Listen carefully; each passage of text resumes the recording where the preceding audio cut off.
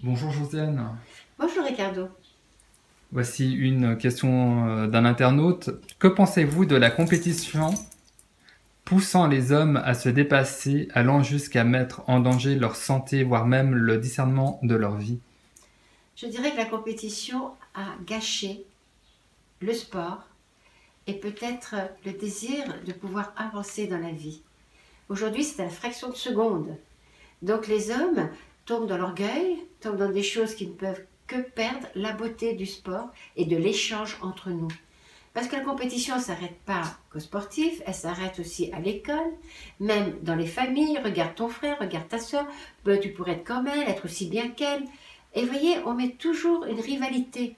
Mais la rivalité, elle ne peut pas apporter quelque chose de beau.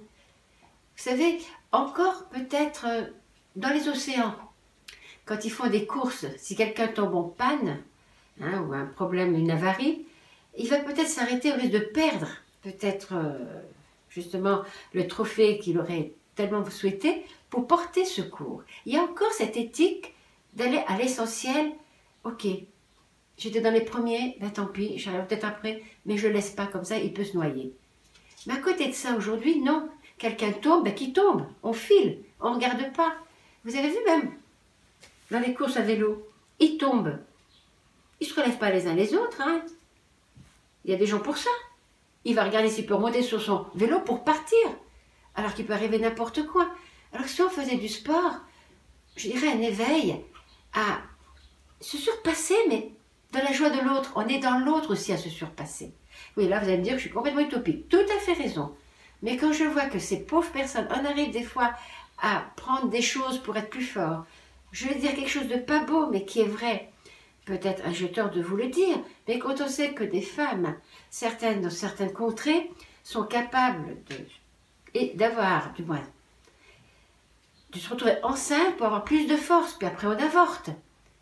Vous croyez vraiment que la noblesse du sport vaut quelque chose aujourd'hui? On n'est pas mieux que les gladiateurs quand ils arrivaient pour s'entretuer, mais là ça se retourne même contre eux-mêmes. Ils perdent le discernement de leur vie. En toute chose, ils sont capables de détruire l'amour, de tout détruire. Vous en avez, ben, prenez ces jeunes qui vont déclencher peut-être, vont réussir à être des chanteurs extraordinaires. Ben, c'est aussi une compétition, tout est une compétition. Qu'est-ce qui se passe? Ils ont réussi. Voilà qu'on les propulse dans le monde des étoiles de la Terre. Eh bien, on finit par rompre son couple, parce que c'est l'essentiel. La compétition, c'est dans tout. Prenez un couple qui tous les deux travaillent, je ne sais pas, en tant que scientifique, et qui tout d'un coup, parce que l'autre arrive mieux et tout, eh ben, je dois un choix à faire, je dois partir, et ils vont oublier l'essentiel, la vie. Et ça, c'est quelque chose qui m'attriste, tout simplement. Et cette compétition, j'ai vu qu'elle existait dans n'importe quoi. Au début, lorsque je me suis arrivée dans la première exposition, j'étais très intimidée. J'avais l'impression d'être, vous savez, la petite fille qui est rentrée dans la cour des grands. Et je me rappelle, puisque j'étais tout simplement à Saint-Étienne, on n'avait même pas 1 mètre pour présenter 3 ouvrages. En face de nous, nous avions des grands auteurs, que je ne citerai pas, des livres qui m'impressionnaient. J'avais tellement de complexes de ce que j'avais pu être avant. Et j'étais tétanisée par leur regard, parce qu'on s'arrêtait dans les ouvrages, qu'on avait envie de les regarder. Je me rappelle d'une petite fille dont les parents avaient dit « tu dois à tout prix revenir avec un livre parce qu'elle ne supportait pas de lire » et qui pendant les 3 jours de l'exposition avait fait tous les stands, n'osant pas revenir sans rien. Elle avait pris une lame du ciel. Pourquoi? Je ne sais pas. Pourquoi moi? Je ne sais pas. Elle m'a dit ben, c'est le seul livre qui me tente. Pourtant il n'était pas facile. Elle avait dans les 10-11 ans. Il était facile et pas facile. Quand c'est philosophique, c'est pas évident. Et elle avait fini par le prendre. Mais je verrai toujours le regard de cet homme. Il y avait de la compétition. De la compétition. Et j'aurais jamais cru qu'il puisse avoir de la compétition dans les livres. Parce qu'on peut écrire des biographies, on peut faire tellement de choses. Il y a tellement de quoi lire. On est tellement nombreux. Où peut-il y avoir de la compétition? Et ça, je n'ai pas compris. Peut-être parce que j'ai trop pauvre. Et je dois avouer que grâce à mon éditrice qui voyait que j'étais titanisée par un de ces messieurs qui me fusillait du regard chaque fois que quelqu'un venait vers l'inconnu que j'étais, qui a fini par me dire tu ne le regardes pas, tu t'en occupes pas, tu restes là, tu fais tes dédicaces et tu ne t'occupes pas de lui. Mais il était à 1 mètre de moi, de l'autre côté. Et je peux arriver que son regard, ça lui plaisait pas. C'est pas ma faute s'il avait personne qui allait vers lui quand même. Hein. Et bien je peux vous dire que c'est un petit peu une plaisanterie que je vais vous dire là, ça va vous amuser. C'est que grâce à elle, ben, j'ai dit oui, tu as raison, après tout, puisqu'ils viennent vers moi, je fais mon travail et je ne le regarde pas, très dur. Quand nous allons comme ça dans des expos, il arrive souvent que la municipalité nous offre à manger.